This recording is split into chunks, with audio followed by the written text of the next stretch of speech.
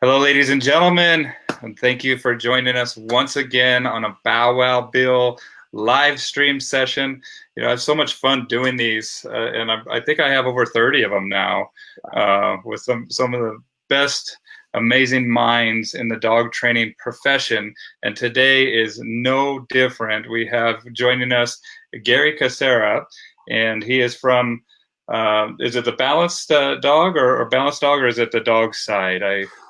So you sound like my wife now. I have like 37 different businesses. I look. She looks at me in awe sometimes, like, "What are you doing now?" So thank you so much for putting this together. It was there's just some very kind words. I hope I can add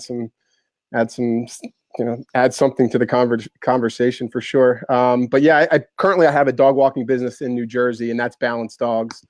And then in the last few years, I started a blog, and that was called The Dog Side, because I just really, really feel like there's a lot of people that voice their opinions, but to hear what somebody else has to say, it means you have to shut up and listen. And that's one of the things I really out of the side of the story. I call it the comma but. People say, oh, my dog is this and that and this and that and this and that, and comma, but he does this thing or she does this. And I just, I just always felt like the leading up to that comma, but is all the human perspective, all the things they get, the love, the this, the that, the couch. And then the part that is the dog's problem is the one where, that's them. So I just figured, hey, man, they have a side of the story too. Just because they can't verbalize it, it doesn't mean that they don't have feelings and emotions and aren't working through things. So that's kind of the two things that I've been working. Those two separate brandings. Well, I dig it. I like it. I liked it immediately when I saw it, and you can see if you look at Gary's hat there, the dog's side, and the dogs is apostrophe S, so that shows the possessive. So we're coming from the dog's perspective. And I often tell people, I'm like an attorney for the animal. I represent the animal. You could tell me all the stories you got, but overall, I'm looking out for the benefit and the well-being of this four-legged creature that I've traded my life to work with. And that's why it is the dog side. And a lot of times we are, or at least I advocate for the people not to anthropomorphize and to put human characteristics on this animal, because this is going to be not only a disservice to the animal, but it's incorrect how this animal is processing the world. And I invite them to become that dog. And so from the dog side, I encourage people to get on over there and view through the world through the dog's side. Yeah. So and it's funny because we get dogs for these certain reasons. And then when we get them, we actually ignore all the reasons we got them for. So it's just always kind of fascinating to me. We got them because we want them to do this and that and this and that. And then we start doing things. And then that's how we get ourselves in trouble. Yeah, I mean, sometimes we get unfortunately, for an emotional dumping ground. I see Sherry Lucas use that term, and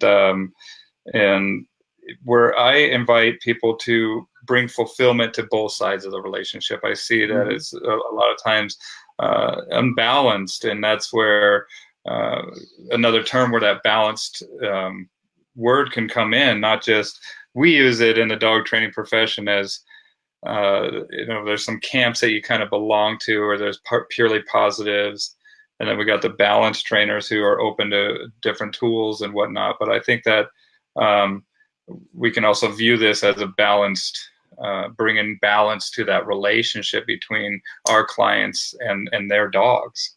Yeah, and it's just interesting because that's always one of my big bugaboos, is the focus on the tools and the terminologies, and it's all separate. I mean, it's, when I worked up north with Michael Ellis, like some of my best friends were, Karen Pryor graduates. It didn't matter what you did or what I did. We had the same goal. We were trying to compete. And I liked you. I would go to dinner with you. And I would also, we would have great discussions, but there was no judgment, because ultimately we were both trying to do the same thing. When you're watching what I'm doing, it felt okay to you. And when I'm watching what you're doing, it felt okay to me. And yeah, it's sad for me because, one of my friends,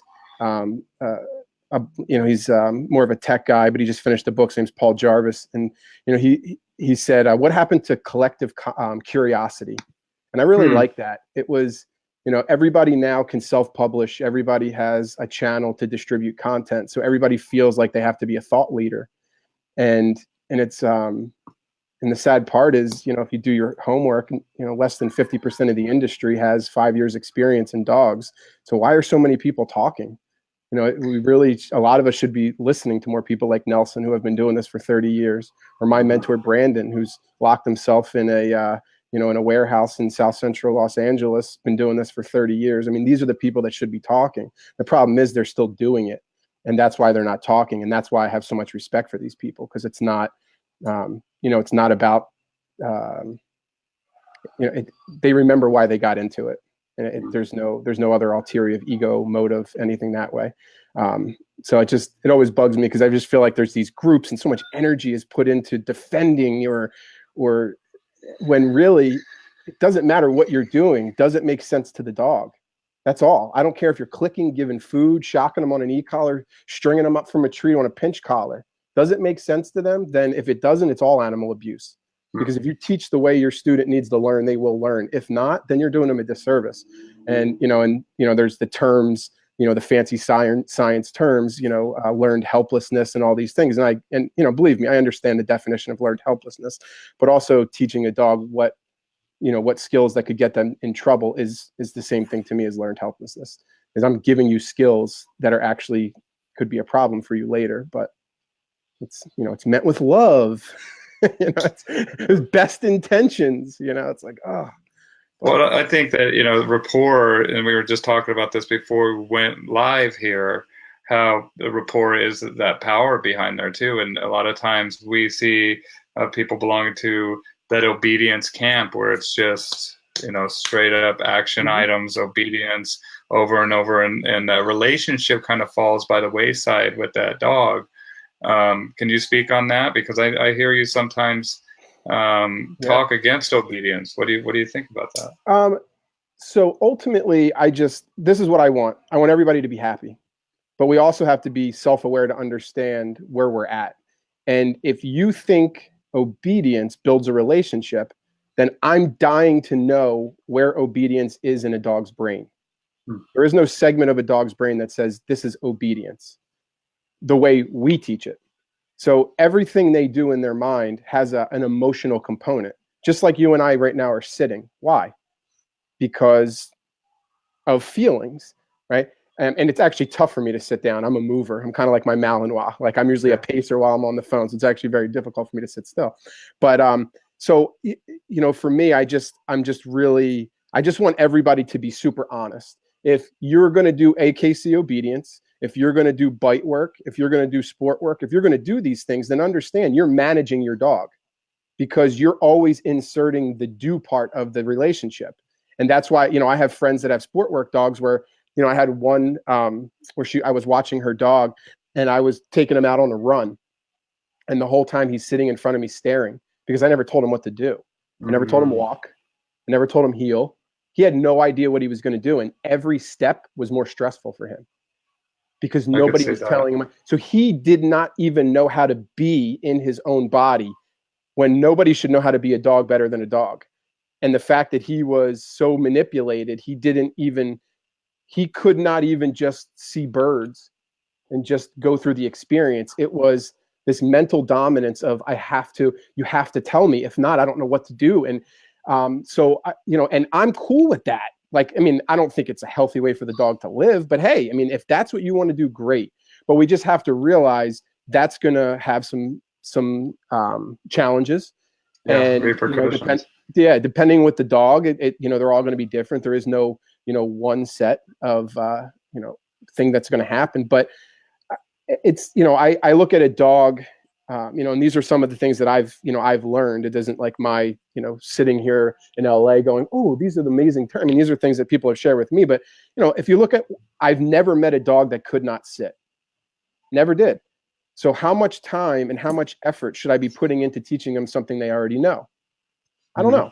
You know, because if it was so simple, like we all, you know, I feel like I just need to put some accountability on people. I mean, we you know, pontificate these terms, and you know, and it just, when you really start to think about it logically, you know, it doesn't make sense. You know, if your dog is always seeking balance, if dogs try harder than us, why wouldn't they just sit? Like if they got stressed out or got fearful, and that was the end all be all to all of their problems, why wouldn't they just do it themselves? Why do I have to interact in that situation? And for me, it's because the dog is triggering something in me that makes me feel something I'm uncomfortable with. And the only way I can make that feeling go away is by trying to put responsibility on the dog to do something, instead of me being something that the dog doesn't feel like they have to do that. And that's what you were talking about. If I don't understand, you know, my partner says this all the time. She says, you know, people try to solve their problem and never ask themselves, why do I have this problem in the first place? So they grab the dog, they start teaching them things and doing things, not even understanding maybe that's why the dog has the problem in the first place. There's so many dogs that I get that the people are doing things, but their dog is getting worse. Mm-hmm. So and they might be doing them right, they might be doing them wrong, they might be doing whatever. But if the problem is getting worse, then we have to look at, are we using the same solution that got us into this problem? Was sit our problem? We didn't realize it. Like, you know, my mentor always says, we don't have, you know, a lot of people have, don't have dog training problems, but they have problems because of dog training. And that's where it's understanding, why is my dog sitting? Why am I asking my dog to sit? And is he capable of understanding that? Because a lot of us are living two different realities. You know, why I ask my dog to sit, it's because I'm afraid of something. Sit because I'm nervous you're going to jump on somebody. Sit because I'm afraid you're going to do this. Whereas if I just understood why I felt like that and why you made me feel like that, then I wouldn't need you to sit. Right? I wouldn't need you to, because I'd be able to understand what you're feeling. And, you know, and that's where it becomes that journey where, you know, I had this recently. A client picked up a dog, and, you know, he kept texting me like this big worry about how much he was going to have to do. And I'm like, dude, I was like, you don't really have to do much except stop doing a few things. So actually your job will get easier. But the problem is, all those things that made his job hard are the things that he was bonded with the relationship. It was a cute little dog. He worked from home. So all these problems he had were doing, and that was his problem, which is usually the opposite, because we think by doing something we're solving the problem. But, you know, a lot of times, you know, we're making, you know, the problem worse. So I'm not against anything, you know, if I'm just realistic about, do we want the same thing? Do you want the same dog I do? Perfect. Then let's brainstorm about what you're doing and I'm doing. But if you want, you know, a dog that when you're at breakfast and somebody walks by, you have to say, look, look, look. So the dog looks at you so that you feel like he's not going to react. Well, then I don't personally want that. But also don't limit me by saying it can't be done. And that's where I get frustrated, because you stopped wanting to learn doesn't mean that I can't physically do it. So, you know, and that gets into, you know, a lot of the, you know, the professionals in the dog training, you know, a lot of what I say, a lot of what Nelson says, you know, Brandon, these people, it's fearful, because it triggers fear, because these people have been doing it a long time. They went all in on these methods and schools and programs, and some of it's going to work and some of it's not. And that's okay. You know, I never drew a line in the sand. That's the part I feel like I got lucky, that I can have these open dialogues with different people, because I never drew a line in the sand and said, this is the only way. I always, you know, even at 11 years, I've been doing this professionally, I still do not think that there is somebody out there that could not help me do it better and faster and smarter. And most likely right now it's the dogs, but every once in a while, you know, I'm watching something, you know, and it's some farmer out in Czechoslovakia that's got, you know, Czech shepherds that are like totally living like wildlife dogs. I know exactly what like, you're. There I'm in you rapture. I'm just watching those dogs, just like, wow, man.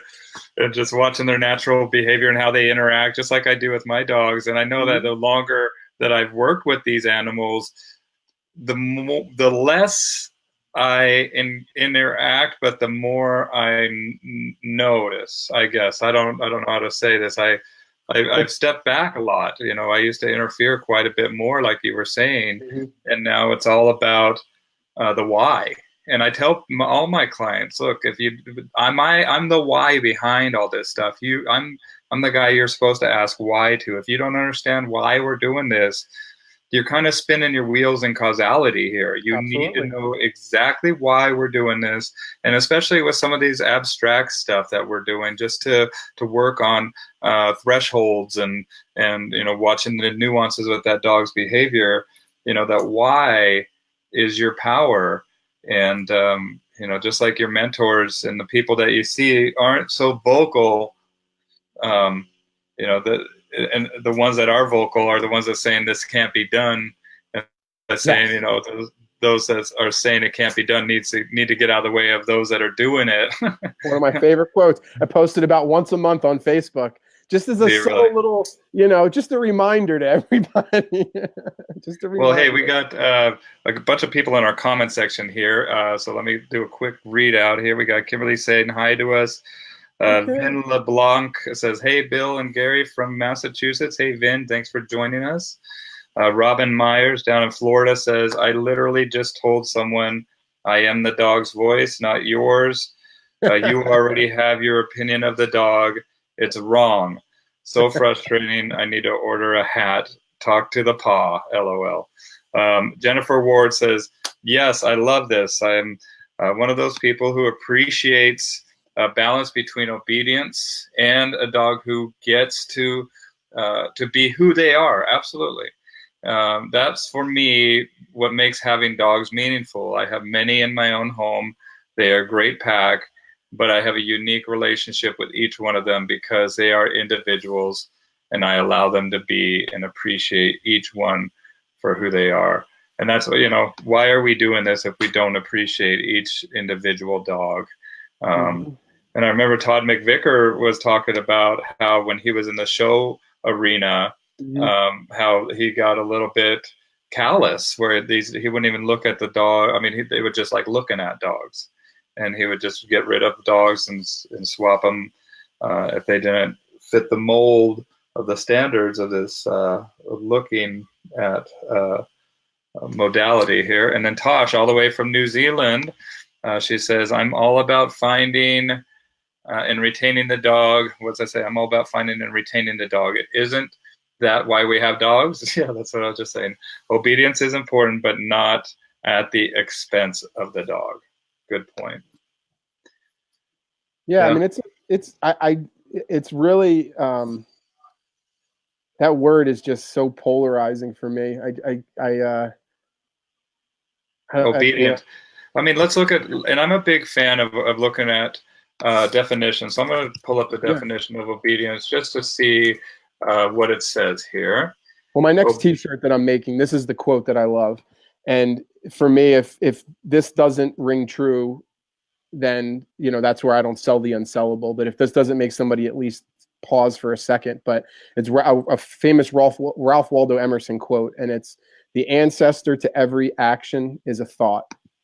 And that's why, for me, obedience, you're always reactionary because you're always going after the body. But the body is a byproduct of what the dog was thinking. So until you change what they're feeling, you can't change what they're doing.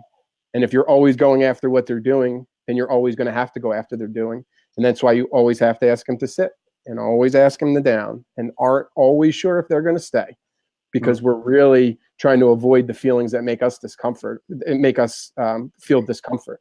So when I saw that quote, my friend Kim, who's on here, told me I should tattoo it on my head, because I've been just repeating that constantly. And, you know, it really is just like super powerful to me, you know, because I know it's every single thing that we all go through in our lives, whether, you know, whatever, you know, whether it's shopping, whether it's, you know, something that we're addicted to, there is something that caused that emotion first before we acted out physically. So what's obedience? What's the formal definition of? A compliance with an order, request, or law, or submission to another's authority. An observance of monastic rule. And I mean, it's pretty. In the picture, they have obedience, and they have a guy with a dog there, telling them to sit. Excuse me. So that's funny that you mentioned that, and that's. I mean, it's Viktor Frankl, who is one of my favorite authors. Man's Search for Meaning. And one of my favorite quotes is, between stimulus and response is a gap. Yep. And in that gap there's a space, and in that space lies our decision to choose our response. And in that choice lies our freedom. And that's it. And I tell people, especially with super reactive dogs, that I'm trying to get into, the stimulus and response, and I want to widen that gap with that dog, and so they can reason and know and think and get out of this fear-based modality. And it works for people as well. When they're addicted to this reactivity, to widen that gap is the goal.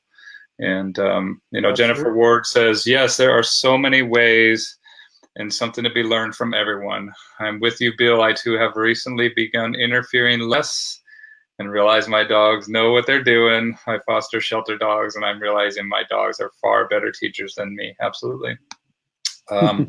Speaking of stay, Andrew Pond says, how does one even touch the surface of getting the dog to think, I'm going to stay by his side? So how do you get a dog to, how do you even start? He wants to know, how do you even scratch the surface of getting a dog to think, I want to stay by this human side? Well, first we have to realize is being a follower is genetic for dogs. I mean, they're made to be in groups.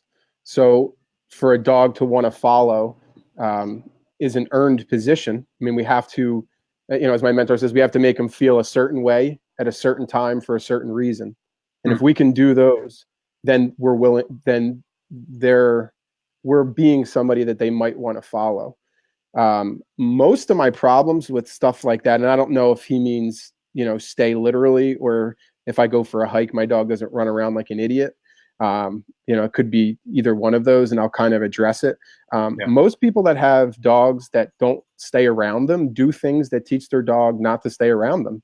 And that's why I'm anti-throwing things for my dogs. If my dog has behavior problems and I keep throwing things away from me, why would my dog want to come near me? Everything that they do that I share joy with them is away from me. So why wouldn't they run off and charge some guy that just got out of the woods? Why wouldn't they charge after a biker? Why wouldn't they? And, in our mind, as humans, we're able to rationalize, well, it's just a game. I'm throwing the ball. I'm doing these things. And I always say to my clients, does the dog have the capacity to understand the difference between a game and not a game? No, because they only think like dogs. So if I'm doing things that trigger my dog to run away from me, if I just stop doing those things, then my problem slowly goes away. Now there's, it's not that simple. I don't just stop throwing a ball and my problem goes away. But if I understand that I'm continuing to exacerbate the problem by, like you said, not understanding why I'm doing this. I'm doing this because some guy in a YouTube video told me I'm supposed to exhaust my dog. But at the same time, then I have to use an e-collar to shock my dog back when we go to the beach because my dog always runs away from me. Then I have to realize that those two things possibly are connected. My dog never feels like I'm the safe place. I'm always the person, and me, particularly the owner who's throwing it, I'm related to that feeling of always wanting to run away. That's where the joy is. Put my mouth on things, and I'm just basically the bartender. The person's just walking in and coming for a drink. So there's not really even, an emotional connection. So, I don't want to get too far off onto that tangent because, that usually scares people when I tell them that, some of their problems could be from teaching their dog to use their mouth. If you have behavior problems, if you have the perfect little golden retriever and you feel like you need to throw balls at the river, God bless you, go for it. But if you're dealing with some serious behavior problems and it involves your dog using their mouth, we have to look at what's their reality, because I'm the only one that teaches them. So, even when I'm not teaching, I'm teaching. So We just, have to look at those kinds of things. I mean, my version of stay, since I've lived in LA, is watching dogs stay away from things they're apprehensive of. So I've never seen a dog feel like, so most people ask their dog to stay when the dog is going to do something bold and predatory, right? Mm-hmm. Charge something, do something. So they want the dog to down and stay so that they feel like they can contain it. Andrew says around other dogs, and he's the only dog in the house, and he's talking about going out hiking with him. He wants to stay away. Yeah. So for me, I just look at why would my dog want to be away, and I just look at all those activities. I mean, it's not something like it's just like a one-word answer. It's really an environmental thing. It's it's what do I do to interact with my dog to teach him that being away? And some of us take the leash off and then get our dogs excited. Sometimes people, I have a lot of clients that take the dogs off and then start doing the juke move. Right. And it's because they want to see their dog excited, because it brings them joy. But then when they actually go get their dog, the dog runs away at the dog park and they can't figure out, well, why does my dog run away from me? Yeah. Well, I often, it's like, I've always wondered why or where in human history that a manic, crazy, like losing your mind dog is the only definition of a happy dog. Yeah. Like my dog that's just chill, laying there, just being nice and calm. That's not happy. And people get them so wound up. And I have to, like, even when I bring a dog home, like I have to, if I even think that's going to happen, I go in that house without the dog. Mm-hmm. And I'm like, listen, folks, we're having a little powwow here, and I need you all to keep your cool. And we need this to have that. And same thing if we're working on any drills or anything like that, that as soon as that leash comes off, energy is the exact same. I don't want the dog to prefer one over the other. And I just want the dog to view this as something that is, an attachment that needs to be worn every once in a while, and not have any adverse feelings to it. But I picked up what you said, that even when you're not teaching, you're teaching. What do you mean by that? Like right now, I have 7 dogs in my house, and they're all learning. I mean, they're learning, like partly what you were saying, stay. So certain ones are in certain places. There's no physical barriers. They're all learning that that's where they're supposed to be. And the reason they do is because I let them do something that I don't want, which is also to me where obedience can be tricky, is obedience is constantly like avoidance of, I don't want to get too off track, but even by doing nothing, I'm doing something with my dog. So if I'm sitting on the couch, I'm always mindful of what my presence is doing to them. So when I go back inside right now, I'll be outside for an hour and a half. To them, we all know it's like, you've been gone all day. Yeah, it's you, dude. Yeah, it's you again, right? And how they react is, for me, either acceptable or not acceptable. So if they want to shake their butt and get excited, that's fine, as long as they don't touch me, because I just don't want them to bump into me. So I'm always just monitoring. I'm never, one of my friends, a horse trainer, she says, good horsemanship doesn't stop when you take the reins off, right? When you hang the reins up, that doesn't mean you're done. It's a lifestyle. It's how I treat people.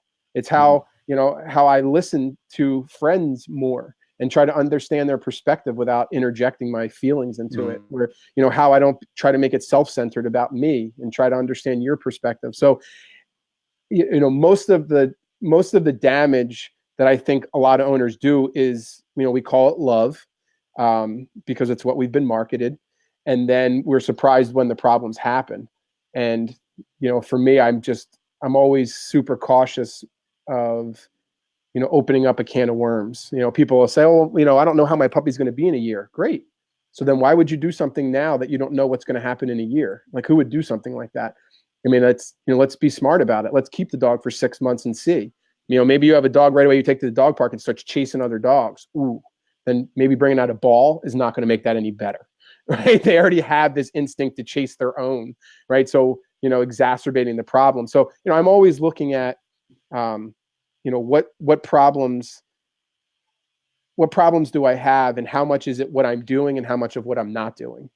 And a lot of it is, for what I find, is most people just doing too much, thinking that they have to physically challenge their dogs, and I don't, I see the same Chihuahuas and pit bulls and everything that are strays around my neighborhood. I see them in the same spots all the time. So, if exercise was so important, how come they don't wake up in Riverside? How come they don't wake up and then they're in Arizona? It's not important. What's more important is to understand, why they don't do that.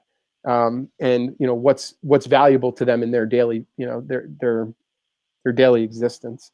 So, I guess I went off on a little bit of a tangent there, but it's, I'm even, when a lot of people are, making dinner casually and they are, doing little things, giving the dog a piece of food or this and that. And then when they sit down to eat and then the dog does something that they don't like, it's like that came from 15 minutes ago. So it's, it's better to understand why you're doing that. My dogs eat scraps. I give my dogs food. I mean, it's like, but what are they thinking when I do it? Because they are capable of multitasking. A dog can lay down in a stay and still want to kill a dog across the room, right? Those are, it's absolutely, that's one of the things for me, why, the positive reinforcement and those things I'm always puzzled by. Not that it's right or wrong. It's just, where I still have questions is, it's, is a dog able to do two things at once? Yeah. So then I'm not 100% sure what I'm reinforcing positively. So I could be positively reinforcing something I don't like. Yeah. And, it could mentally, it could physically seem like they're doing the right thing. And that, that can, again, it's what I'm teaching them. Well, I call the positive reinforcement, I call dog treats dog money. And so, it's just like telling or giving a kid a $20 bill every time they said please. It would alter that behavior, but not in a good way. And sometimes, that I ask people if they've ever met a really rich kid who have really no clue about what life is about, and consequences and struggle and who they are as an individual. And sometimes I see that. And just like what you were saying, how that dog on that walk was standing right in front of you waiting for that command to walk, like they don't have that that freedom to explore who they are. And and I think that it's very important for that dog. Nelson says that the wants and desires of this animal are just as important to that animal as our wants and desires are to us, and that makes sense to me. Yeah. Yeah. And the problem is for me though, our desires are usually not real. The dog's living in a reality. He's feeling right now the situation.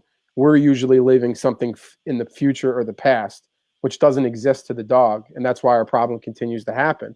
Is because we're living this reality of a week ago, a month ago. I don't want the people to judge me. And the dog's saying like, oh shit, here comes a dog on a leash. I don't know what this means. I know that you can't help me. I can already smell that you're changing. Rah! Because then I know the problem goes away. So, and that's why for me, that's an emotional thing. How do I get an owner how do I get a dog to do all the things an owner isn't capable of doing in one day? Do I love the dog more than them? No. Can I teach sit down, stand, all that stuff and that fast? Nope. I understand the way they feel and I create the environment that makes them thrive. That's all I do. I say, hey man, you like art? Perfect. Here's art class all day long. And you know what? I'm not going to ask you to do anything else because you might not be capable of it. You're not going to really enjoy it. So why not? If you like playing with other dogs, then let's play with other dogs. If you like, just chilling and, you're a 10-year-old border collie and you don't want to be touched, then that's great too. I have to understand what you want. And it's, and it takes a while and to be okay with that. And it takes time to just say, okay, I can't just insert myself in this situation and the problem goes away immediately. It takes a lot of questions, understanding the humans. Why did they feel like this was the right things? Why do I have this problem in the first place? One of my mentors always says, if you can get a person to answer this question, you'll solve 50% of their problem. Why did you get this dog? And if you really think about why did you get this dog, that is a powerful, powerful question to really answer. I'm we got divorced and I'm a crappy dad. So I wanted to be a superhero. So I got a dog. Okay. Right. My wife travels a lot and the kids are gone and I'm retired and I want, okay. Like why did you nester, right? Yeah, because that's probably 50% of your problem because that's where the dog is still envisioning. My mentor just had a consultation a few months ago, and he was a dog that was biting the owner, and he's just such a genius. Like within like 10 minutes, he's asking the woman some questions, and one of the questions is, "When did you get this dog?" And she was really sick at the time. So we said, "Okay, cool." So fine, long story short, he circles back and he says, "That's why your dog bites you." And she's like, "Why?" He goes, "Because when you got him, he was supposed to take care of you, and when you're taken care of, you get disciplined just like everybody else. And what is discipline to a dog? Using your mouth." Absolutely. So if you got me to take care of you, I'm going to take care of you, but I'm going to do it the way a dog does. And now that you're healthy, they don't know that. Their job from day one was to make you feel better. So that's where the dog was stuck. So it's about removing that from him and saying, "Oh, hey, hold on a second. I confused you. My bad. That's not really what I'm looking for." And then, we start to really actually change these problems that the dogs are having. Yeah. Well, Erwin down from Australia says that we should start by calling normal dog behavior like biting a problem. And that's absolutely right. I mean, it is a problem because it's not really conducive with that human life. But and I have to remind people, like, there's nothing wrong with your dog. Your dog's being a dog. Yeah. It's the situation that they're in, and they're trying to, to just like what you said, there's a problem here. They're trying to either control. It's a fear response. You guys aren't moving to their specifications, so now they are taking the helm here because they do not see a good, competent leader here. They're like you said, they're followers by nature. And that's it. Understanding the human is huge. And if you look at these 30 interviews that I've done with various colleagues from around the world, you're going to find out that if you are a dog trainer because you don't like people, you're in for a rude awakening. Because started on that one. Oh man, yeah. What do you have to say? I mean, it's mostly people. That's it, because a dog's going to respond to their environment. They live in the moment, and there's these loops, the self duplicating loops that keep happening in the people's lives. So, if you don't like people, and not willing to understand them, because I prove time and time again that if you remove the dog from his environment, the dog will change. Mm-hmm. So then, great. So then, what am I going to do? Just keep all the dogs in the world? Yeah. I mean, I have to educate the people. But I have to understand why they have this problem. Was it, a lot of people, they're just doing the best they can with the information they had. And they're willing to do whatever you tell them. Oh, perfect. Didn't know my dog was supposed to walk behind me. Perfect. Didn't know I was supposed to take my dog to the dog park. Perfect. Didn't know I was supposed to do this. And then they do it. And then you get the other people that you show them the video. And then it's the but then the but, and then, but that's you. And then that's you. And then it becomes understanding them. And I don't care how well you train a dog, he's a product of his reality. He's a product of his environment. So if I take a dog for 6 months and make the perfect dog, I can take him home and he's going to instantly go back, maybe not instantly, but he will go back into this new reality because they believe what they're being taught. If this is my reality, I guess this is what I'm supposed to be doing. Nobody's telling me anything else. And if they are telling me, I don't understand in dog language, what's actually happening. So I learned to ignore you or, whatever else happens. But as Mark Goldberg always says, I never saw a dog write a check.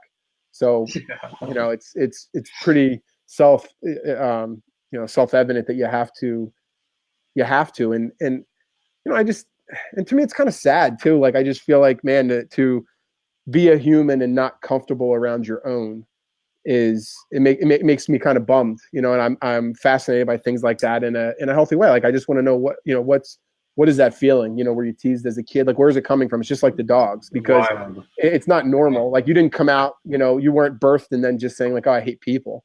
You know, Yeah. it's, you know, dogs are the same way. And, you know, that's why, you know, it's, for me, it's always better if a dog is friendly with other dogs. Just like when you said before we started, you know, you have that dog in the room with you right now, and his release is going to be to go around other things that he's familiar with, so that he's like, right now, I'm not 100% comfortable, you know, whatever it is, but you, Bill, will be connected later on with something that he does understand. And then he's going to be like, oh, Bill's my man, pots Yeah, and pans. it's already happening. Yeah. It's already happening. I see it. Like he's like, I never, or she's like, I never knew this place. Yeah. Hey, this place is pretty nice, man. This is real. You know, and then it put her right back, let her, and then bring her back out. And she's like, holy smokes, it is real. Yeah. You know, and then just build that, you know, and you know, work with them, but you know, stay with them. But what's funny is what you were saying about how they were bullied or something. I had Ted on Friday with his new book, Ted at the Midas, your dog trainer out there, and that's exactly what he said. He's like, look, man, if you don't like people, you need to work on that, dude, because there's something there that is you know, some type of trauma or something that needs to be addressed.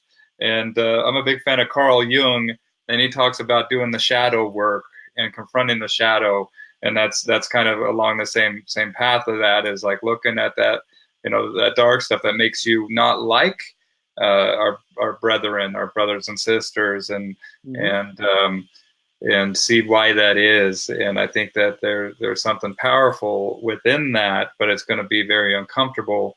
And you know, sometimes this stuff is uncomfortable. I mean, sometimes we have a dog that has been through a traumatic situation, or is losing their mind, or needs to learn to calm themselves down. And it doesn't look good, and it doesn't feel good. But doing what's right doesn't always feel good. Can you speak on that, Gary? Well, I mean, it doesn't feel good until you get results. It's like the gym. You know, my friend Kylie in Ireland just sent me one yesterday. She's like, my second day of eating healthy, and I still look the same. I'm appalled.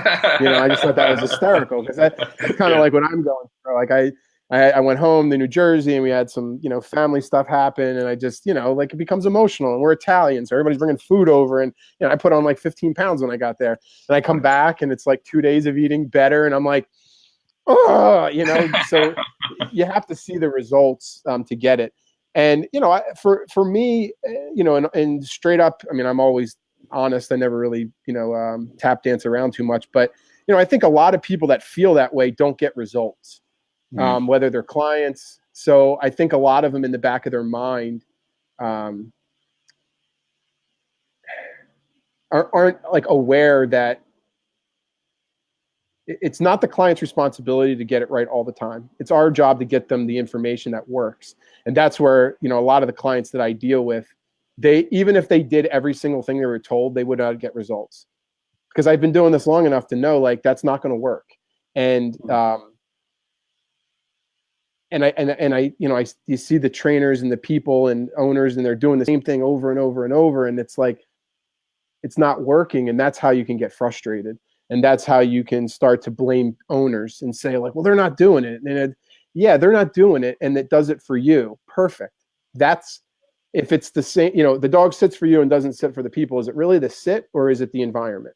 Is it what I represent? Do I not have the relationship of cuddling with you on the couch? Do I not have the relationship of you taking my spot and I move over? You know, I was sitting with a client the other day, and, you know, the dog jumped over and she scooted. And I just thought that was really funny. I was like, do you want to get him a pillow or some ice water or anything? Let's make sure he's really comfortable. A fan. Yeah. Like, I mean, like, do we fan him? Like, is there anything I can do? Should I sit back farther? Like, I don't want him. Yeah, I don't want him to be disturbed or discomforted at all. I mean, it's, you know, he's our baby. Excuse me. Yeah. Yes. So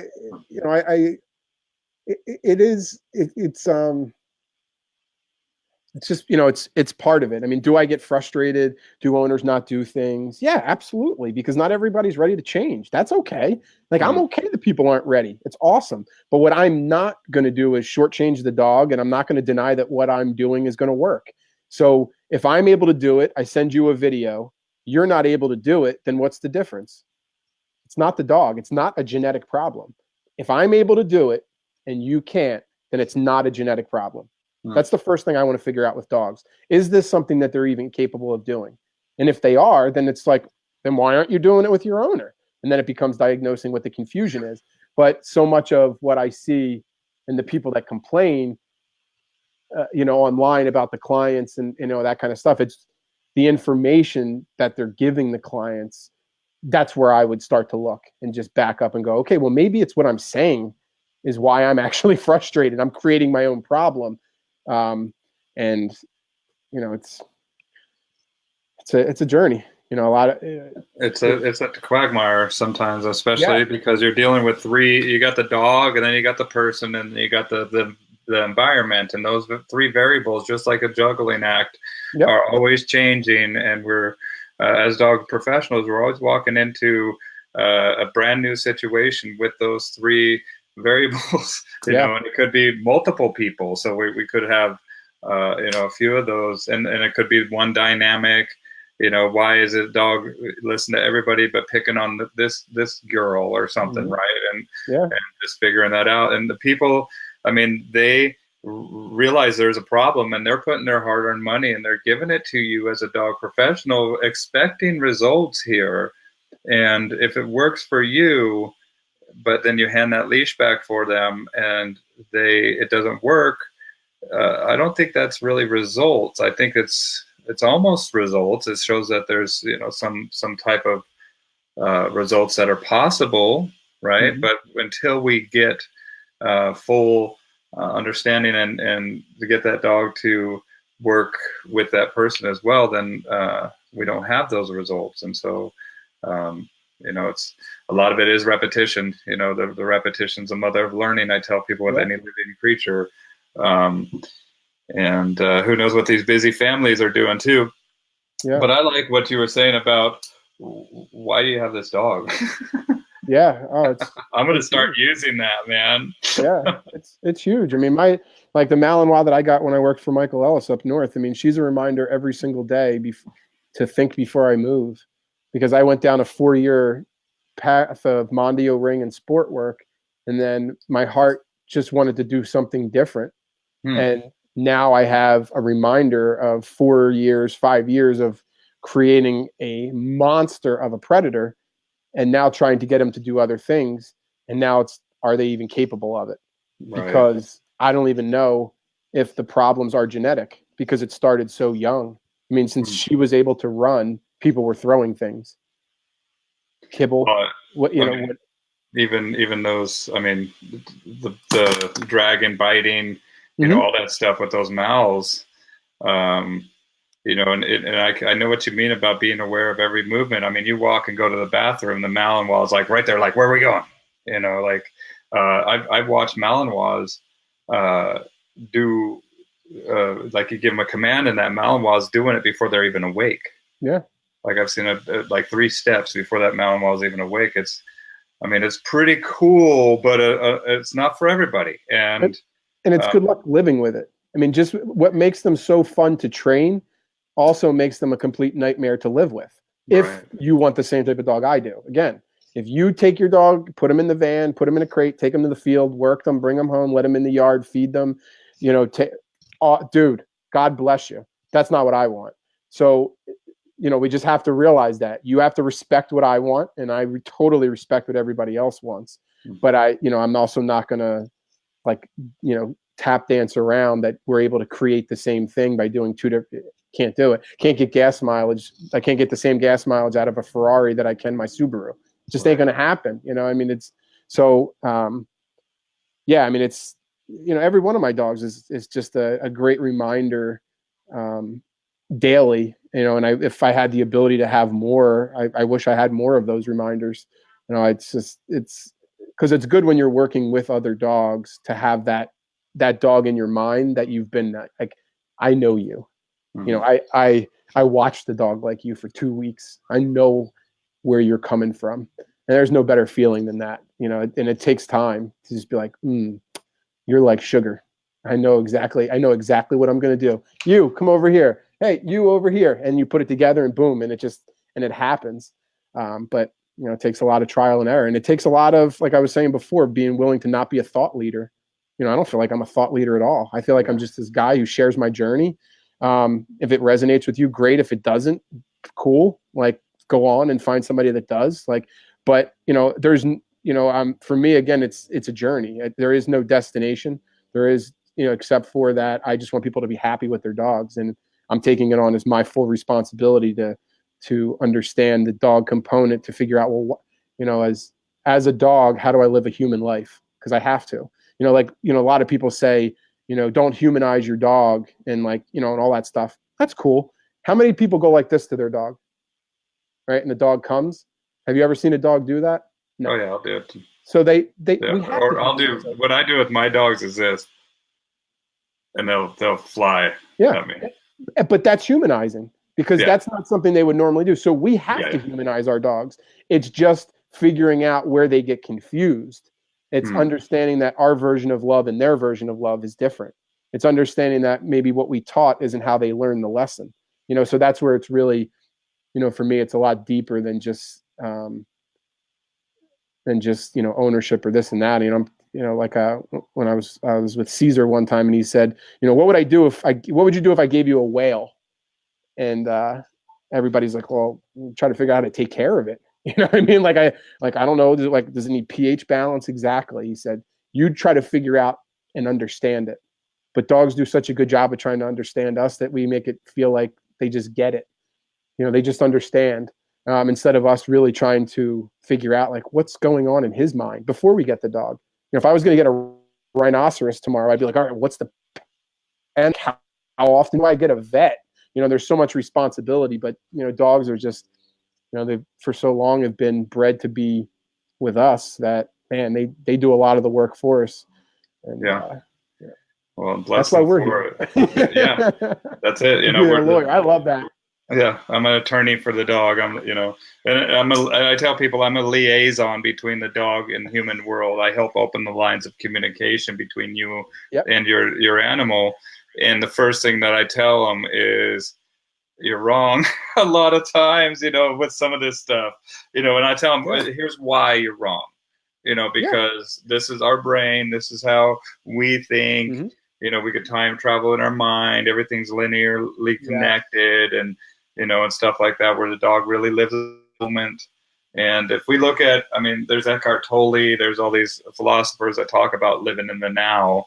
And if we can learn the benefit of living in the now, we'll see a lot of, fear, depression, all this stuff that we have to project ourselves either to the future or the past, to dissipate, and we experience life for what it is. And, Earth for the magnificent place that it is as well, and the dogs and their behavior for what it is, instead of trying to control it, compartmentalize it, and to give it a root that is give it an action that is rooted in our fear, I should say. Mm-hmm. An egoic fear a lot of times. What do these people think about me and my dog? And well, a lot of times they get a powerful breed, and a lot of times they don't realize what it takes to work with this breed. Or what do you think about that? My mentor always says, when you read what a dog's description is, realize that's what you have to be. And I thought that was a great way to look at that problem. Is your dog this? Is your dog this? Well, are you that? Because that's what you're going to be going against every single day. Yeah. Every single day, your dog is going to wake up with those traits. And if you don't have the ability and the energy to go against those traits with the same, then you're going to have a problem. And, I have 3 dogs, personally, but I always have dogs staying here. It's, LA. So producers and actors and, there's always client dogs, and they're staying long hours. So I get to experience and live with, a lot of different types of dogs. And, I'm so grateful for every single one of their movements, because it gives me the key to understanding another dog. Why is this dog laying 5 feet away from the door versus right against the door?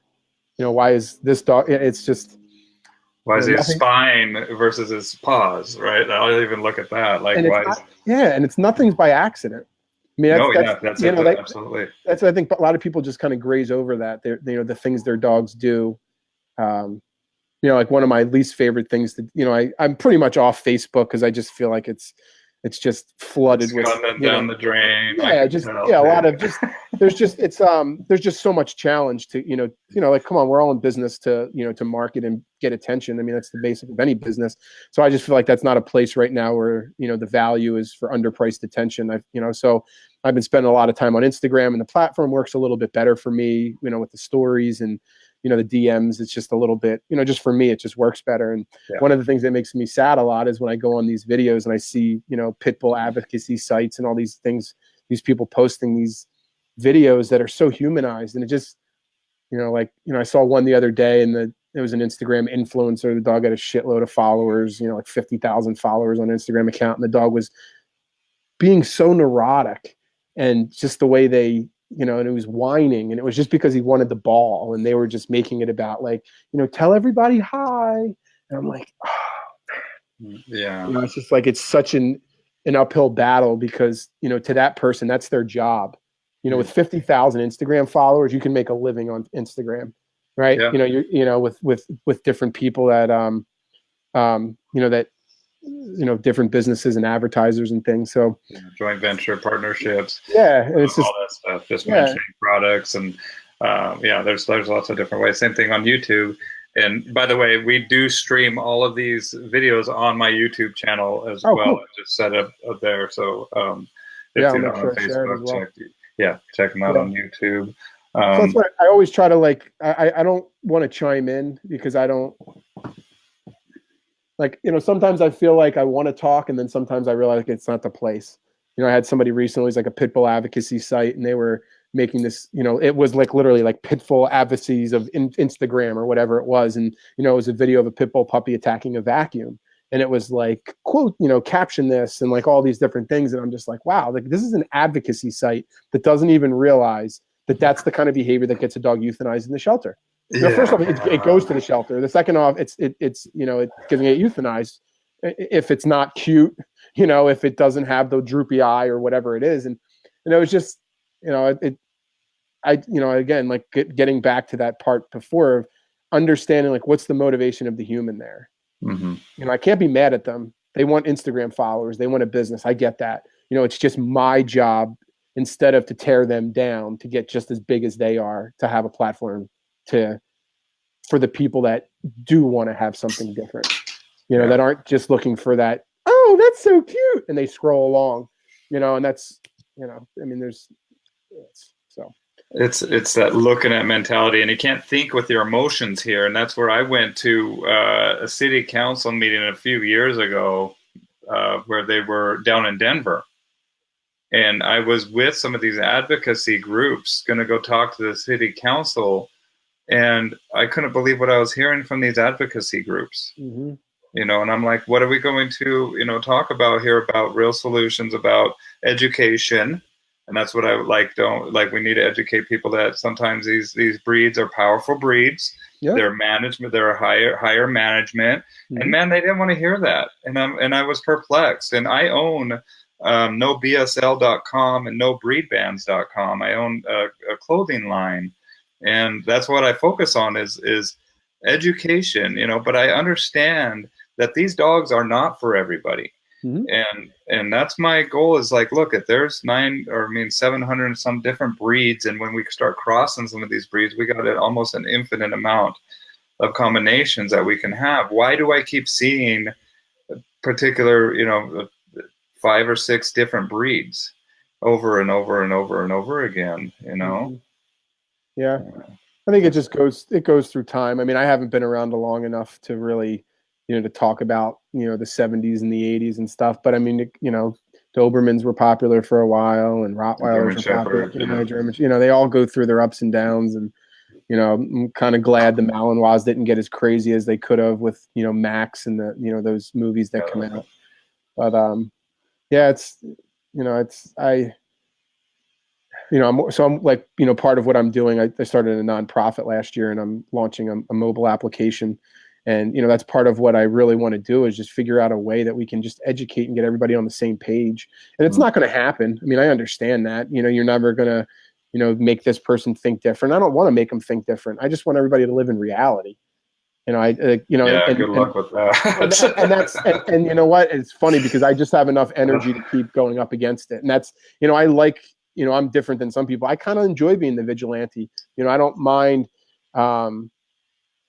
having those feelings. I mean, like, do I love negative comments? And no, like, actually, most of the time I post, I don't go back and look because I get scared. I'm like, oh God, please don't, I'm like, oh, why do you have to be so mean? Like, can't we just talk? Like, I'm not doing anything mean and saying you're a jerk. Ouch, dude. That was really personal. Like, I totally respect you. But at the same time, like, let's just have a dialogue. And, yeah, it's salacious sometimes, man. Because we are in that emotional industry. I mean, and I was talking about this, that some like Procter Gamble and Johnson and Johnson and these big conglomerate corporations, they buy these products up, and then they want people to look at this product with love, and they spend billions and billions of dollars to get this product to be viewed in an emotional light. But that's where we live. And on one aspect, it's amazing because we get to work with dogs every day. I mean, what the heck? Yeah. What's cooler than that? But on the other aspect, you can't think with your emotions, and that's what a lot of my clients have done, and they've tried to do, is try to think with their emotions, and that's why their relationship with their dog has gone off into the ditch. And so I try to introduce that logic. And just like you, truth is very important to me. I want people to live in reality, and it's frustrating. Yeah. When you see that they would do anything almost, no matter how absurd, other than to really face that reality for what it is.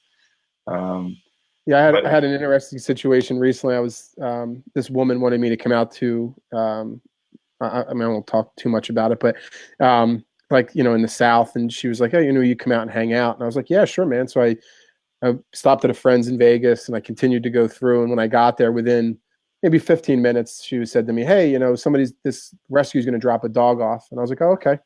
I'd like to just get your input." I'm like, "Yeah, man, shit, an opinion. I got one of those. That's for sure." Like, and if you're going to ask for it, all right, be careful. Right, there you go. Open book, right?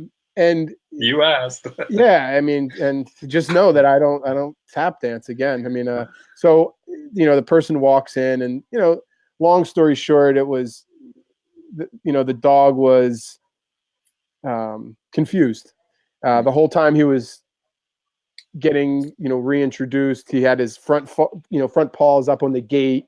He was trying to get around the gate to get into the dogs.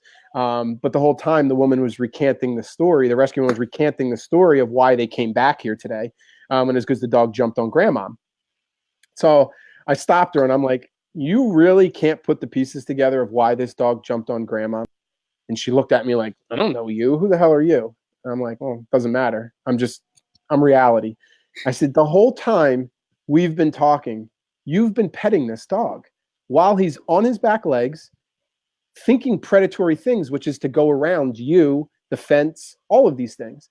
And you're dropping the dog off here, to stay here for 2 weeks to get more training? Are you going to go home and do that same problem? Then you're wasting my time. You're wasting my time." So what I told my friend was, I said, if that was me and that was my rescue 10 years ago, I would have taken the dog. Because I'm insecure and I want to do it, and I have a skill now. Now I look at it and I go, "Do you do that when you're at home?" "Yeah." "Well, don't do that. Talk to you later." Because I can't do anything else, because that's what I'm not going to do. I'm not going to pet the dog while he's jumping on me. So if I don't do that, I'm never going to see the problem. So the problem you're having right now, I'm never going to see. So then why is the dog here? He doesn't need to be here. So bye. Like, don't burn me out as a resource for something that's really stupid. if this dog like mauled grandma and you just picked him up and he's only been here 24 hours, bring him, because I got to figure this dog out. But if he's been living with you and now you have a problem, so yeah, it was it was kind of funny because my friend was kind of like, she was kind of shocked too, because she's like, I never thought about it like that. I'm like, dude, you got like 40 dogs here by yourself. Like, how exhausted do you want to be every day? Number one. Number two, what good is it if you're always solving the problem? I mean, like, if I could have 5 people know half as much as you and I do, that's pretty dangerous. There's some people that can actually do some stuff in the world. So I don't want you to come to me all the time. I actually want you to go, yep, I used to go to Gary for this, but now I don't, because now I know that this is why are you doing that? Perfect. Then stop doing that. So it was just stopping her from doing something. Again, the do part of it, stopping her from doing something. But why she couldn't stop doing it is the real problem. And that's where it gets into understanding, diagnosing the human. Because to not pet your dog is super easy in theory. The awareness, that awareness is huge. I mean, Sherry was talking about this guy, the same thing, was petting the dog the whole time. And then she's like, you've been petting your dog? And he's like, no, I haven't. And his wife was like, yes, you have. And she was like, yeah, you have, and it's just like, and that's it, is that awareness. And same thing with that dog, as that dog is trying to move around this person. And a lot of times we're taking that dog's focal awareness and moving it from way down the block to right here with me, dude. Okay, I don't need you down here. Or we're not even out this door yet. Yeah. Okay? I need you right here with me, period. And if we go out the door, then we go out the door together, and we stay together. And I need you aware. And if I turn this way, guess what? I need you this way. I don't need you flying down that block. I need, that focus and with me. And that's that other, aspect of it is, trying to move around her, and that awareness of like, dude, your dog isn't even paying attention to you. Your dog hasn't even checked in, hasn't looked at you. Your dog is oblivious to you. You are just an anchor to this dog. Right? Yeah. It was an eye-opening experience, because I could understand what she was saying. And, and it sounds really cold-hearted saying this, and I have a lot of friends in the world that do this stuff, but ultimately, again, it's reality. Just because you rescued a dog and you have a big heart doesn't mean you're doing something good, right? Like, I see a lot of rescues that take dogs and they're making them worse, right? Like, all the time. So don't tell me because you saved this dog's life in Texas that he has a better life. And that sounds really sad saying that. But at the same time, we have to understand, what is the dog going through? What is that dog's life like once he jumped on grandma? Now he's an asshole. Now he does this. Now he has all of these labels, when he was just a confused dog in Texas who was supposed to be euthanized, now isn't. Now is in New Mexico, can't figure out why he's here, and still nobody's helping him. Yeah. So it's like, how much of a savior were we because he's not dead? Doesn't mean he's happy. I mean, it's, and I've tried to, I'm trying to figure out a way to not sound like a complete jerk, but to just add some accountability, because a lot of these people burn out their resources. I mean, I know, how many times does a rescue call you and say, I need you 10 minutes ago? Well, I didn't choose to go to Texas and take that dog. I'm going out to dinner with my wife right now. I got 13 other client dogs here. Like, I mean, and again, 10 years ago, I sucked it down, but I also suffered for it, right? I was not as happy. I was more impatient with the dogs. But now I'm like, do I have the answer? Probably. But it's, it's a two-way street.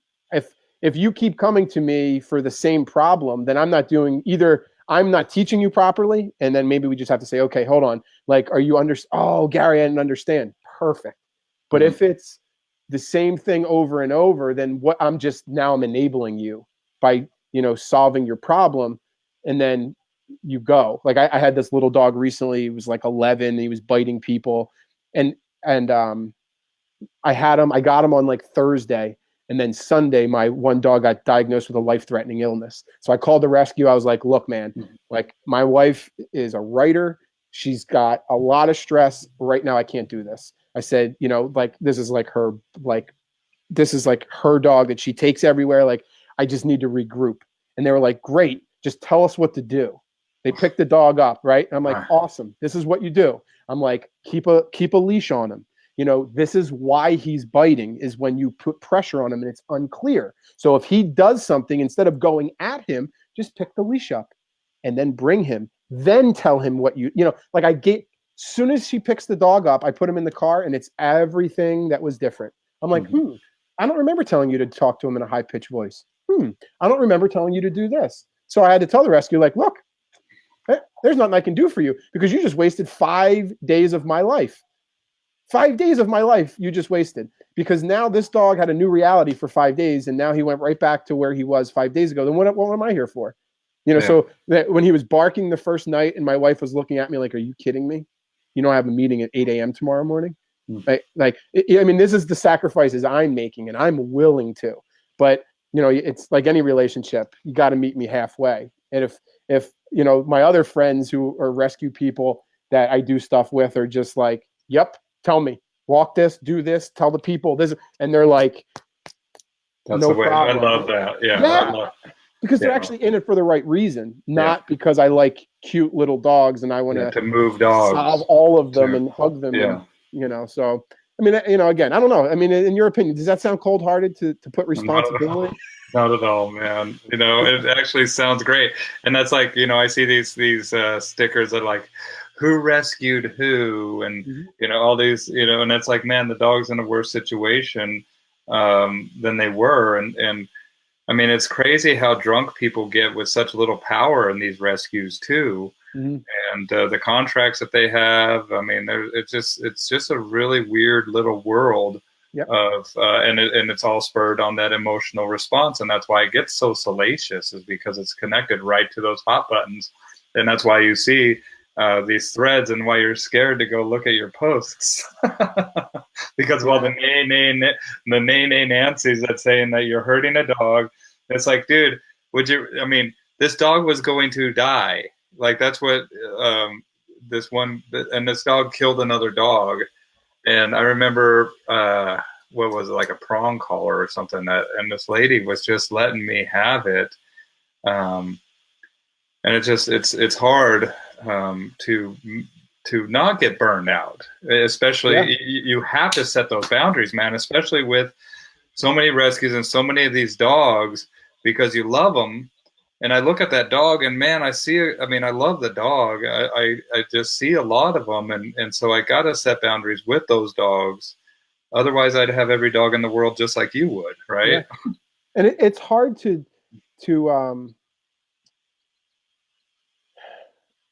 kind of forgot what I was going to say, but I mean, it's hard for me to not help, but then also realize, you know, I need you to help me help you. Help me. Yeah. I mean, like I need, you know, I can't just be like, I forget who says it. I always like to give credit to everybody. I can't remember, but it's like, I'm not going to train your dog. You're going to, you know, I can help you help yourself, but I can't do anything for you. I can give you information about, you know, 11 years of my journey and saying, like, this is where I've seen results happen and this is where I haven't. But, you know, again, it just falls on deaf ears, or, you know, it just becomes a problem. Man, I forget what I was going to say about the rescue stuff. Because I mean, it's partly, you know, also why I decided to do my own now, is, you know, just to be able to have complete control over all of that. Oh, this is what I was going to say. That is probably one of the number one things I tell young people, because it is so important to do rescue and shelter work, because like, let's face it, it's free practice, right? There's tons of free dogs. Get your hands on as many dogs as you can. Get out there, walk dogs, different breeds, every dog. That's anybody that wants to be my apprentice, that's the first thing that you do. And I'll call the shelters to see if you've been hanging out there, you know? So I have to figure, okay, if I'm willing to do all this, then the person that actually is bringing me this dog, the rescue and shelter, has to be just as committed. And I think that's where a lot of us fall short. We have this, you know, expectation that that person wants to do the right thing as just as much as you, but your right thing and their right thing might be different. Their right thing might be that they want to, you know, they had this problem growing up or whatever it is, and they want to save things. They had this problem and they just want unconditional love that's safe. You know, it's hard to believe, I think, you know, when you first get into it, that somebody, let's just call it, wouldn't want to do the right thing, to actually make this dog a better dog, not the dog you want, for the short term when you have them.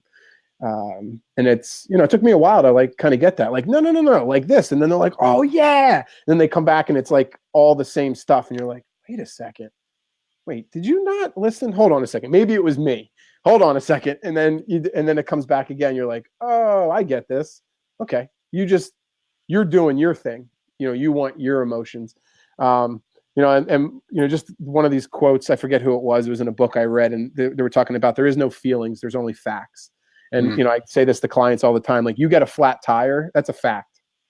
It has no feeling attached to it. Now, me personally, maybe I was on a way to a job interview. I'm pissed, right? Maybe you were on the way to, a divorce proceeding that you didn't want to happen. Oh, flat tire, can't make it today. So you're happy, right? I mean, they like same event, two different feelings. So it really has to do with the past and the project, but until we can understand that, why did you get into the rescue world?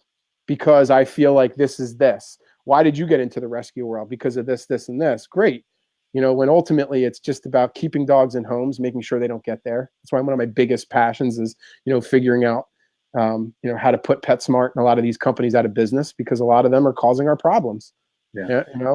I just had one of the worst dog fights we ever had was a dog that was addicted to squeaky toys. I first got the dog. She was doing amazing. Little dog, squeaking, everything was perfect. Perfect storm. Somebody did something, somebody stepped on a little dog. She goes flying across the yard because she hears the noise.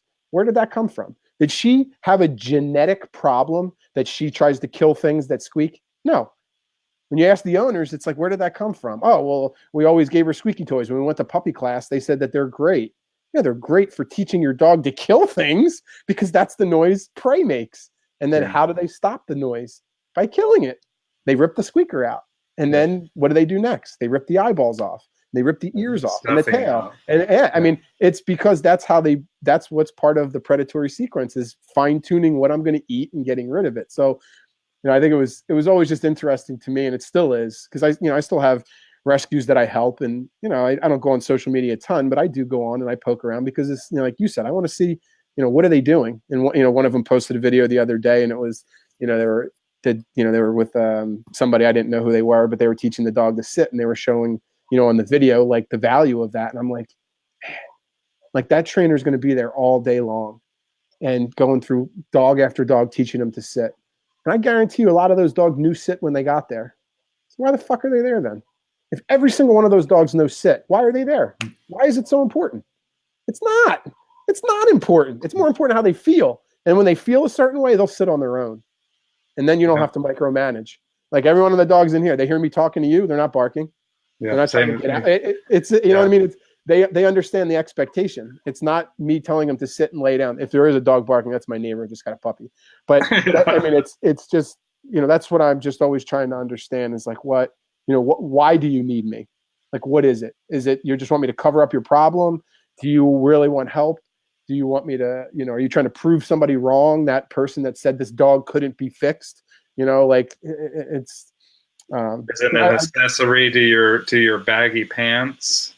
Is it, there's some dogs are just, looking at dogs like this powerful breed. Is it going to reflect on you as a person? I don't know, man. There's so many people that have dogs that just did not do the proper research. And I like what you were saying, and I say the same thing, if this dog is communicating to you what they want. And so if this dog is stubborn, you have to be more stubborn. And this dog's going to be like, okay, cool. Now you're talking my language, dude. Yeah. And that's it, and I have written down here 1, 2, 3, 4, 7 why. So 7 whys. So why is probably the most important thing that we've talked about. I mean, have you ever seen the Simon Sinek Start With Why? That TED Talk? Yeah. I've read. It's genius because I mean it is like like my mentor always says, people want to know how did I do it and what did I do? Dude, if I showed you a dog and said this is how I get him to walk behind you, you'd be like, eh. But understanding why they need to walk behind you, right? Like that's a completely different animal. That's fascinating. Like never thought Yeah. about that. Never thought about that. You know, like to just say you put a leash on them and then do whatever you do, and then now the dog's behind you. It's like, oh, it's not that exciting. You're right. It's not that exciting. So stop focusing on it. You know, my wife writes movies. Does it? Oh, wow. Does anybody give a crap what kind of laptop she uses? No, because it's not the tool. It's the mind that creates the story. That's where the talent is. So right now, if her laptop died, she has two other ones that she could use.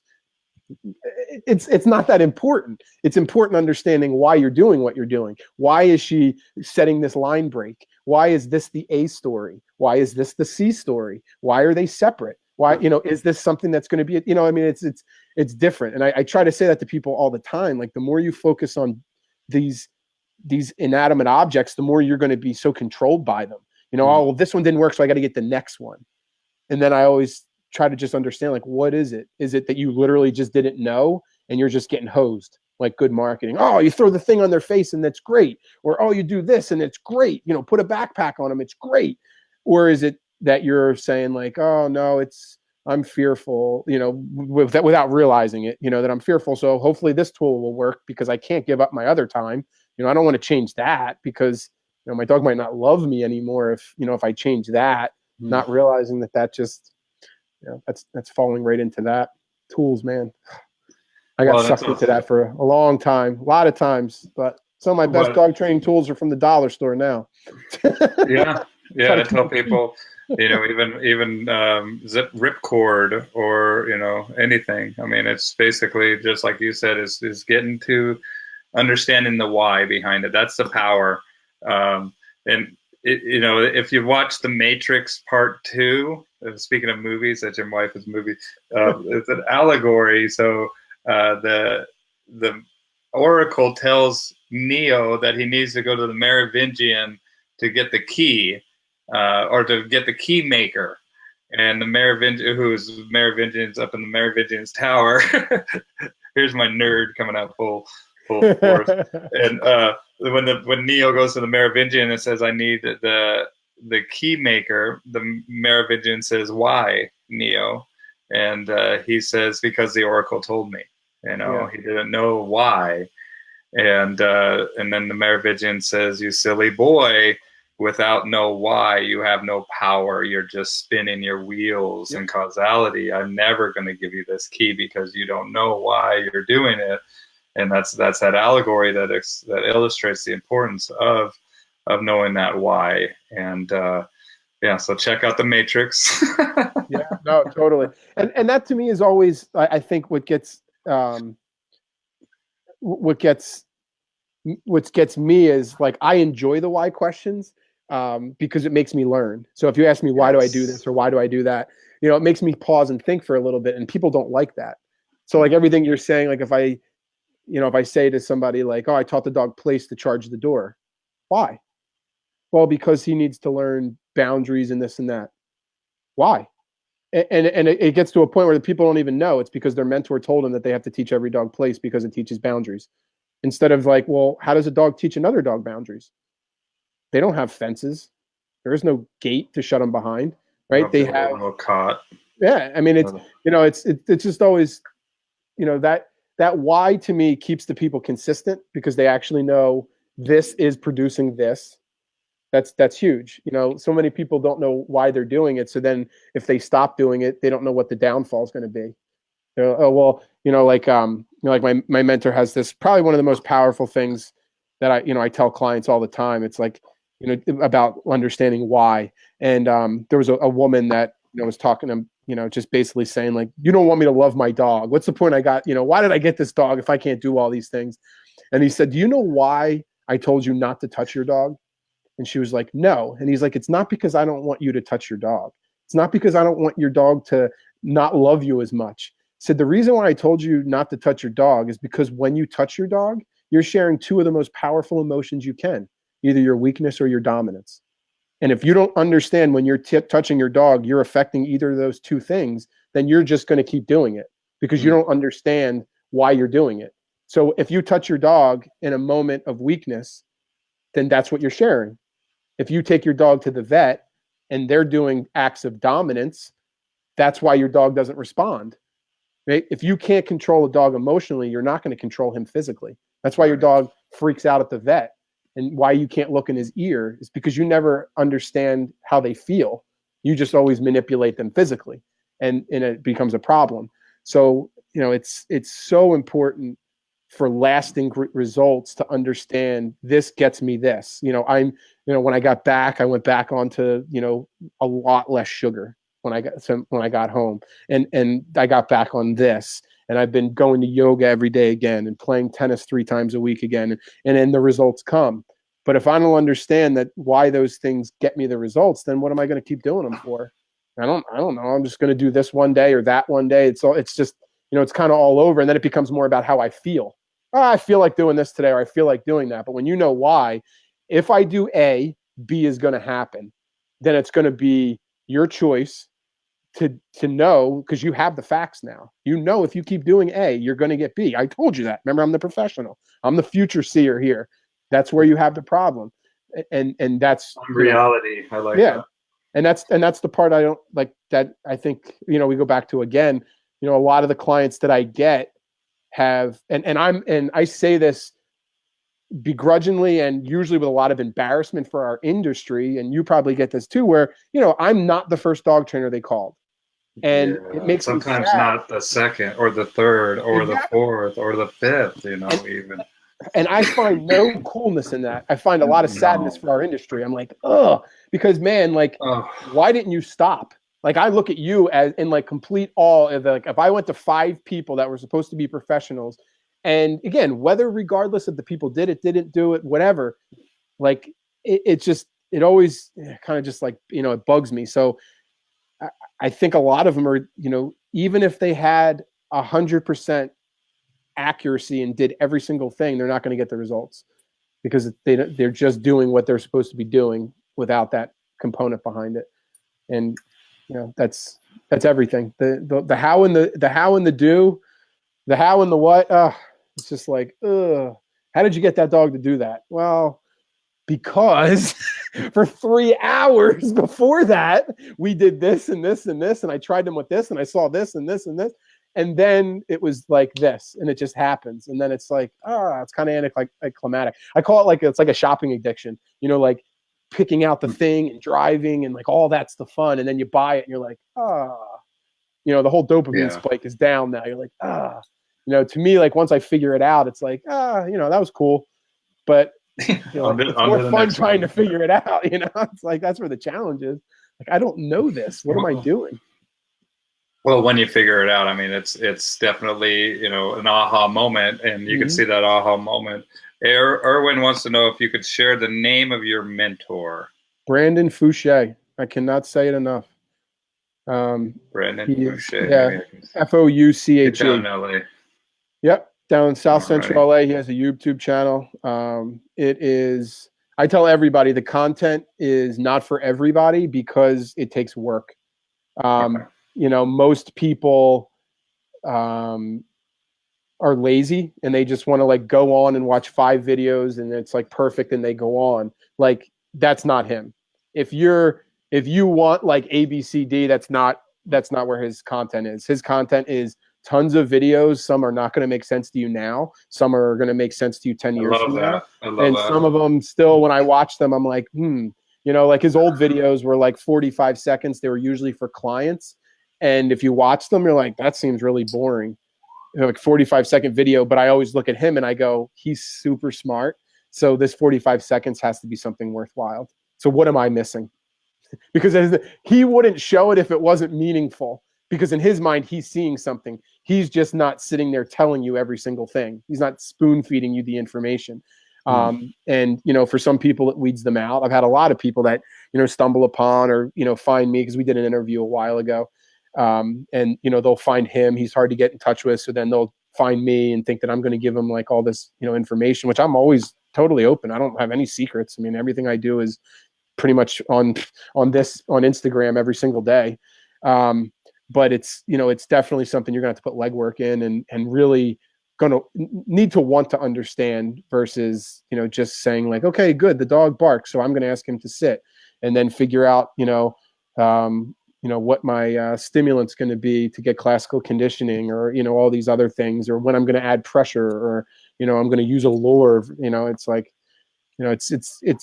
it's much more of like, he says and I love this, his methods are more like, or dog training to him is like a perfectly manicured garden.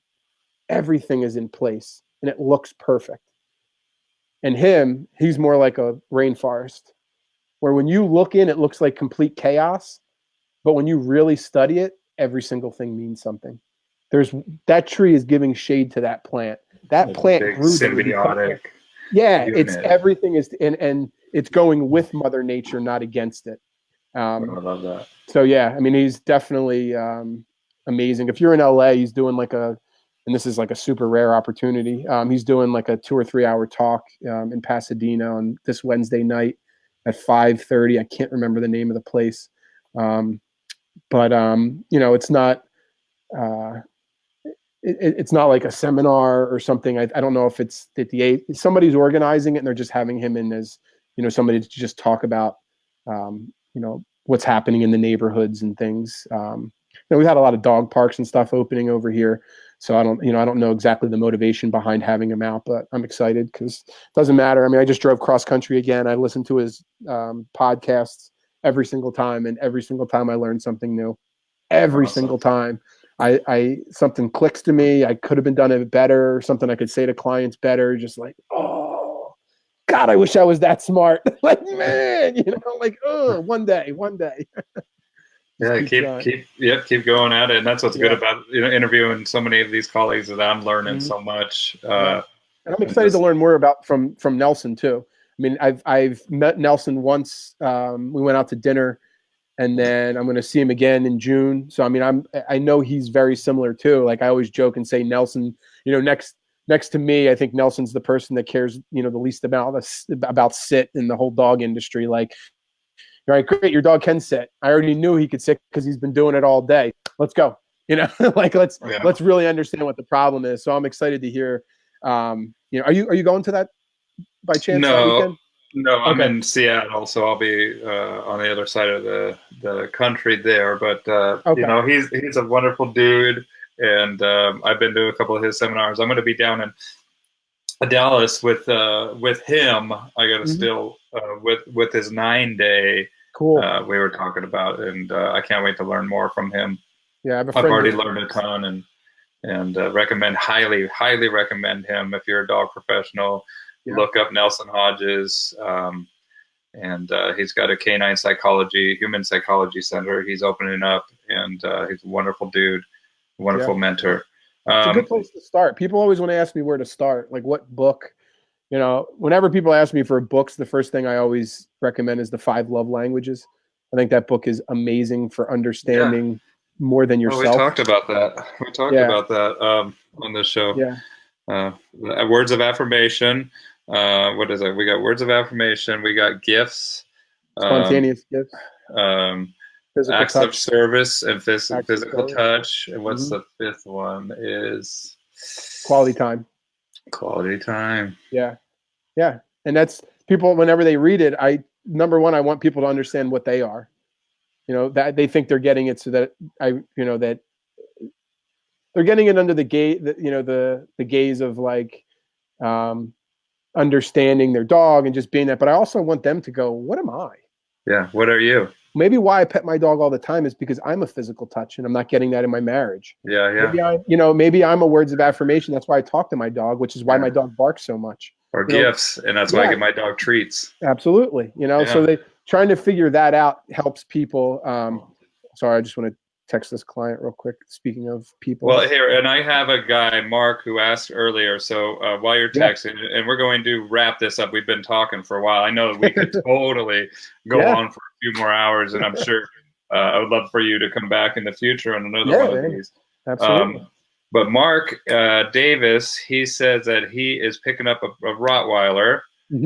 Tammy and I are getting a puppy Rottweiler tomorrow. He is huge. 7-week-old female. Any suggestions? Why are you getting them at 7 weeks? Yeah, that seems a little young to me, Mark. I like my dogs at 10 weeks. Yeah. a minute. You know, I like them even at 12 weeks if I can. Yeah. So see if you can Yeah. hold for a couple of weeks with this breeder. See if maybe that would be the first thing. And then Um, I always want to know like what the breeder did. Like, did it meet people like Rottweilers, things like that? I think you cannot over socialize enough with people. So yeah, I want, you know, as young dogs, I want them around a lot of people. Have they been separated from the group at all? You know, a lot of people get a puppy home 8, 10 weeks old, and the first night he's ever spent by himself is at your house. Right? You know, like they've been sleeping with their homies every single night, and now you're the one up all night bringing the crate in. Then they put them in your bed. Then they stop. Now you have a dog that sleeps in your bed. So, you know, I just like to know what I'm going with, you know, with like that kind of stuff. I actually have an ebook that I did for Cameron, who did that dog summit a few weeks. I think it was in February. Yeah. So I had like, if you sign up for my newsletter, there's a link in there, and it's basically like a 50-page ebook that I wrote, which is about selecting the right dog. So, you know, I definitely have a plan together of like, who's your vet going to be? And, you know, these are the kind of things that people do when their dog gets hurt and you take their dog to the vet for the first time, you know, like, so, you know, have that plan. You know, who am I going to be my professionals here? You know, in my area, if I do run into problems, who can I call out? Do I have friends with dogs already? You know, do I have friends with younger dogs, older dogs, puppies? You know, I'm not a vet, obviously. But well, I have, the shots and the puppies and I know all the potential hazards, obviously, of socializing dogs and their shots and stuff. But, you know, I just feel like you can't miss these opportunities. You know, people probably bash me for being irresponsible. You know, sorry, your dog's going to get parvo. No, you know, don't take them to a field, you know, with a bunch of wild ducks and where cows are and a bunch of, 5 to 7 year old dogs run around and poop and pee all the time. You know, go to your house and have your friend's dog that comes over who's 7 years old, who's a completely awesome golden retriever, who will tell your dog, hey, back off.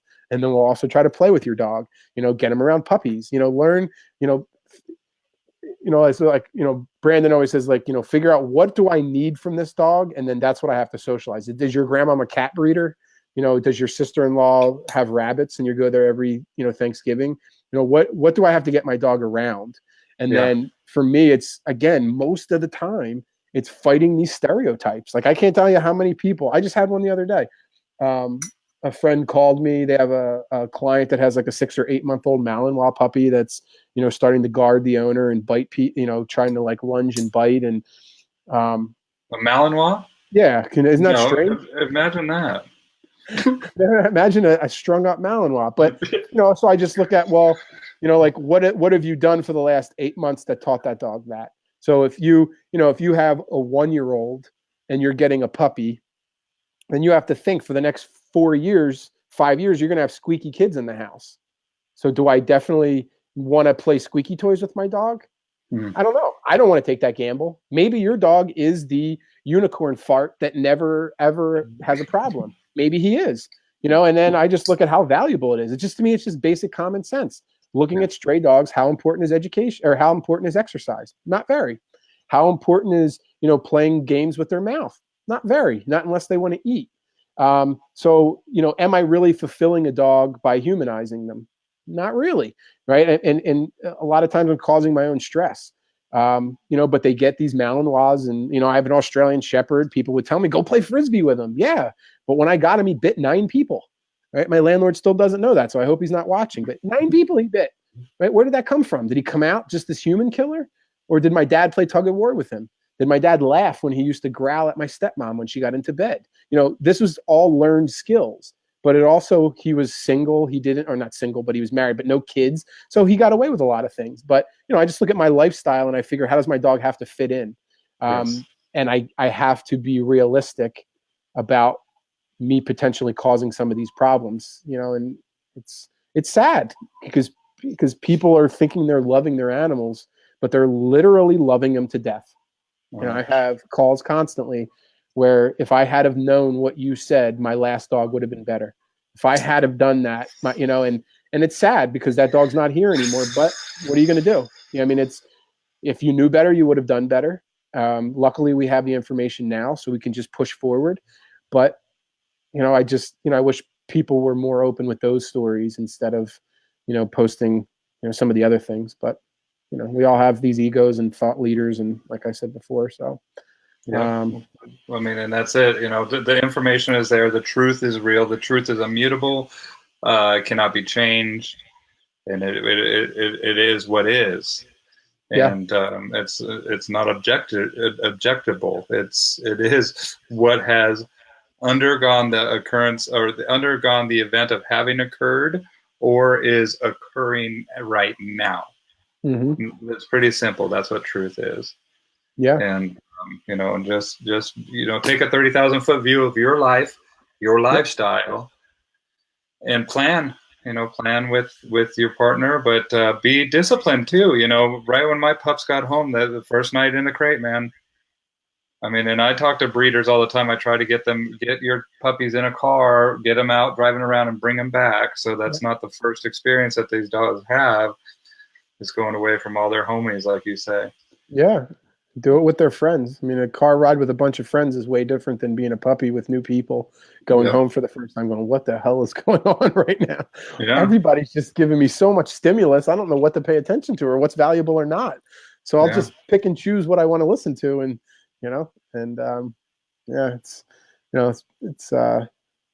it's interesting. Like people ask me all the time, like, what would you prioritize if you got a puppy right now? And it's a really tricky question because I don't know until I have the dog.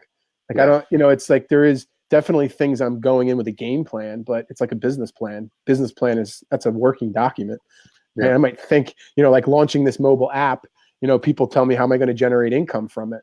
Well, they're all people that haven't had a technology company before. The thing about technology company is you don't know how you're going to make money until your users tell you how you're going to make money. Facebook didn't know how they were going to make money, right? Yeah. Instagram didn't know how they were going to make money. YouTube didn't know how they were going to make money. They just had an idea.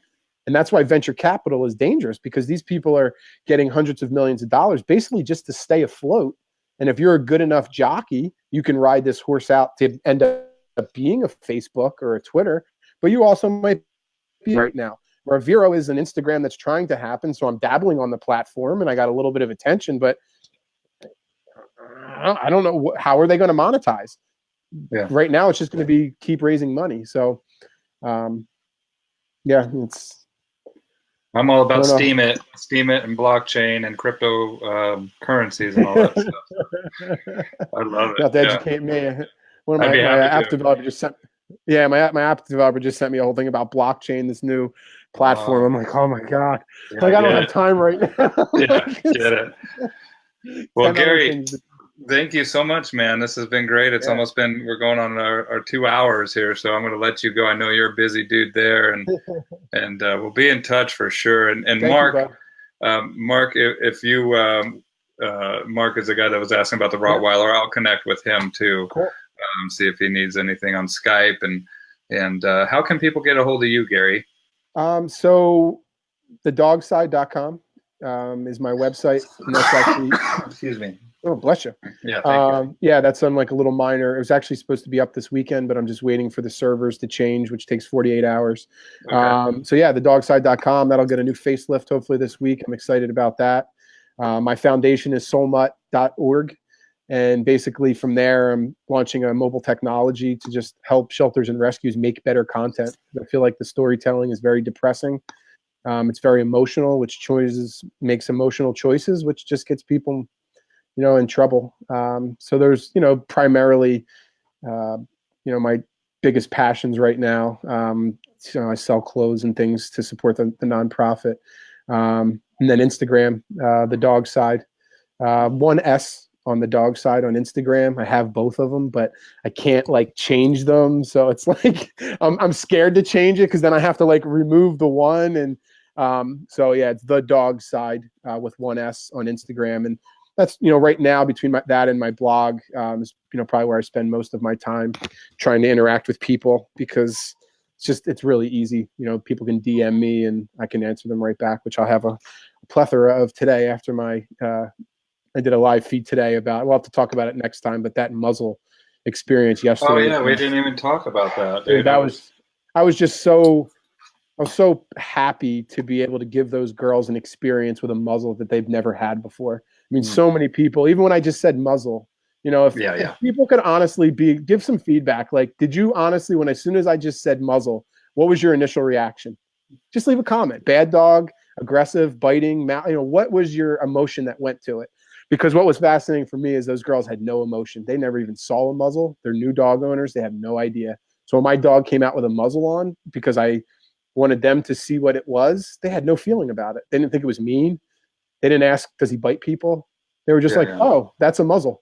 A lot of times it's a deterrent. People really get, whoa, hey, muzzle. And they're sitting there petting him. I mean, I have the videos from yesterday on Instagram. Like, they're petting him and loving him. And my heart warmed knowing that the next time they bump into a dog with a muzzle, they're not judging that dog. They're actually probably going back to their history, which is not the same as what most people. And I hope that that person that they run into appreciates that. Because so much of us, you know, we put muzzles on our dogs and we feel judged and all these problems. And, you know, I hope that they find, you know, some joy in that, having 2-3 young kids come up and not have a judgment about their dog, not ask them, oh, does your dog bite people? Because they don't know if a dog, but they just know that that thing goes on its dog's face, and it was to not, you know, and one of the things I really emphasize to the girls, which I find too, is a lot of times the muzzle is not for the dog. You know, the girls were intimidated because the dogs were big. So I put a muzzle on the dog because they were scared. And I have that happen so many times where, you know, I'll take a dog to my place and the dog will be off muzzle around a lot of dogs. They need to go take the dog somewhere and they muzzle him. Well, what's the muzzle for? It's for the owner. It's not for the dog. The dog doesn't need it. But you need it as the owner to make yourself feel empowered enough to do it. So it was, you know, it just made my heart feel good to like get to somebody that young, to give them a completely different experience with a tool that has so much emotion wrapped up into it. I mean, just so much emotion. And so maybe we can make, you know, talk about that another time, or maybe we can do like a guest blog or something like that. We can, you know, chit chat, because I wish I could have more of those experiences with, you know, and maybe it's something that triggers that with me, is getting people that never had muzzles before and, you know, just educating them. Like, I was like, this is for you. This isn't even for the dog. He's not a bad dog. And they were just like, oh, okay. Because they were scared. And then next thing you know, it's like petting the dog and it's not even a problem. And it was, in their mind, it was actually, I did something for them, which was make the environment safer so they could relax, which is ultimately what we do with the dogs too. Yeah, that's exactly what I was going to say, you know, because that's what, you know, we want to get them to not be fearful, because most of these cases are fearful. And so making a nice, safe environment, just like what I'm going to do right when I hang up with you, I'm going to go get that Labradoodle that was kind of really cautious and actually was like a little growly and snappy at the dogs when they first rushed her, and I got them away, and then I took her out in the field, and then I had all the dogs zipping around, and then that's when she was like, hey, hey, what's going on? How can I be one of those dogs right there? What's going on? And so now I'm going to go get her on a long line and show her how she can become one of those dogs zipping around, and then watch them build their rapport together, and then watch my dogs come to me and show me respect. And she's like, oh, that's who this guy is. And then, you know, that's part of the process, you know? Beautiful, man. I couldn't do half the things I did without a group of dogs.